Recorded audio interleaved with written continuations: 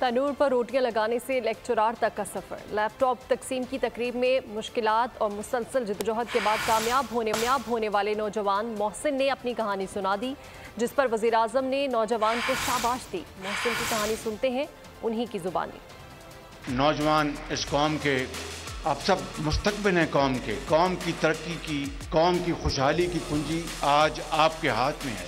आज पाकिस्तान को आपसे तवक्को है। आप हमारे मुस्तकबिल की, दरख्शंदा मुस्तकबिल की ज़मानत हैं। कौम के सितारों, मैं आपको ये कहना चाहता हूँ, आप मेहनत करेंगे, आप अजीम बनेंगे, पाकिस्तान को अजीम बनाएंगे और जो हमसाया मुल्क है वो आपकी मेहनत से इंशाअल्लाह मुझे पूरा यकीन है, मुझे दिल से यकीन है, समीम कल्ब है कि आपकी मेहनत से हमसाया मुल्क को हम बहुत पीछे छोड़ेंगे और पाकिस्तान को उसका खोया मुकाम दिलवाएंगे इंशाअल्लाह।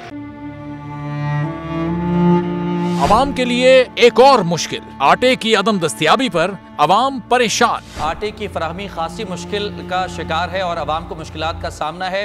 शदीद गर्मी में यूटिलिटी स्टोर्स के बाहर लंबी लंबी कतारें। घर में आटा नहीं है, घर वाले जो है ना हम लोग तंदूर के आटा लेके, रोटी लेके जो है ना उसी पे ही गुजारा कर रहे हैं। बोल ने निभाई सहाफती जिम्मेदारियां, पहुंचाई घर घर ये आवाज। यूटिलिटी स्टोर से सस्ते आटे का हुसूल शहरियों के लिए ख्वाब बन गया।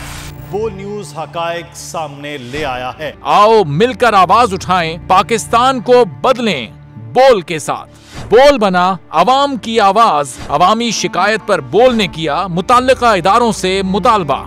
सुबह 6 बजे से आकर ये लोग आटे का इंतजार करते हैं। 7 बजे आई हूँ और नहीं मिल रहा है आटा, पैसे नहीं होते थे उधारे लेकर आती हूँ। वो कहते हैं जी 7 खजूर लाजमी लें, हमारे पास आटे के पैसे नहीं होते तो खजूर कहाँ से लें।